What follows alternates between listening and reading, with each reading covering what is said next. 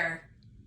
Coach Rachel here again, here to show you some more exercises that I might have sent to you on a high interval training session, and just to show you the ins and outs of the moves, keeping yourself safe. And again, please consult your practitioner or your physician if you have any doubts or worries about any of these exercises.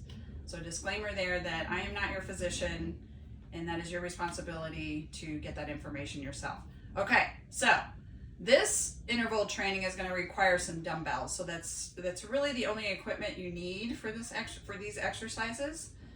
We're going to go ahead and get started. So the first one is a dumbbell goblet squat. So what does that mean? So you're going to take your dumbbell and you're going to hold it like a goblet. Okay, so kind of like the palms of your hands underneath the dumbbell itself. And just like I showed you in another, if you watch the other just body weight squat or jump squat, you want to make sure that your core is engaged. You tilt your pelvis, you engage all those abdominal muscles, and you act like you're going to sit in a chair rather than going straight down, because then our knees end up past our toes, which can end in injury. So just make sure that everything's engaged in your core and you're sitting in a chair. And you come up and fully extend. So watch when I come down, I come up, I extend. So I squeeze my butt all the way up. Like that. And you're holding your dumbbell like a goblet. If you want to make it more challenging, you can use both your dumbbells and hold them here to add more weight, and just do the same thing. Okay? Again, keep that core locked down the whole time and extend your hips there. So squeeze your butt all the way up. So the next one is, you don't need your weights for this next one. You're going to do a 60-second plank, just like it says. So you can either be on your hands, forearms, and you can either be straight out like this with your knees off the ground. Remember to not bring your butt up. Everything's in line, core is engaged, pelvis is tilted, and you're holding here for a minute. Okay? You can always bring your knees down and start that way. But again, you can be on your hands, straight out. I challenge you to do it this way, even if it's only 30 seconds.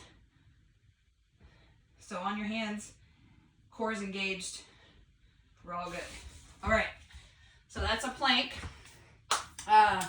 Next one is a dumbbell bench or floor press. So you don't need a bench for this move. You can use the floor. So you have your weights here. Bend your knees. Just keep your feet flat on the floor. And you're going to bring your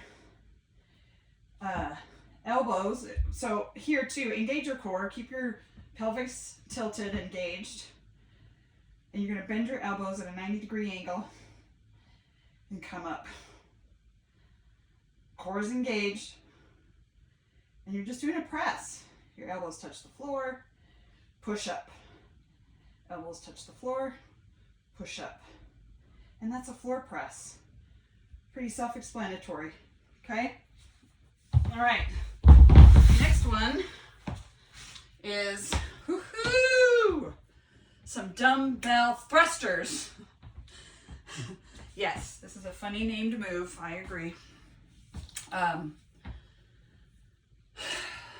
gonna hold your dumbbells, each hand,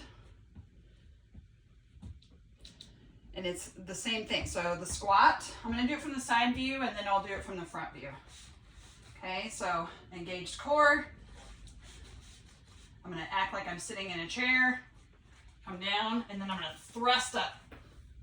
Okay, down, thrust up, Do you see how I'm using my body to push the weights up and not just my arms? Okay. I didn't mention the breathing part, so you make sure you're breathing through all of this. So maybe in when you go down and out when you come up. So this is the front version. So I'm coming down and then pushing up. Down, push up. So that's a thruster. If 2 weights are too much, use 1.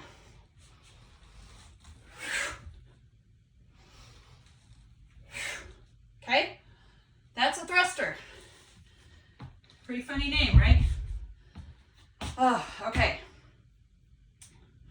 Oh, so step ups. I'm gonna come out of view here for a second. Pardon me. I have a little stool here that my son made me when he was in middle school.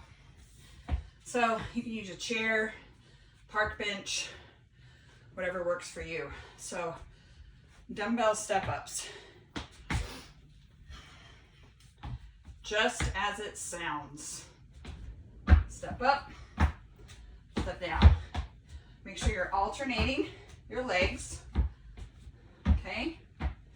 You can hold your dumbbells just like I'm doing at the side of your body. Or you can hold them up here like we did for the thruster. Or if you're just using one, do that. You can hold it in one hand, just making sure you're switching around every so often. You can also hold it in the front, or you can hold it behind your neck.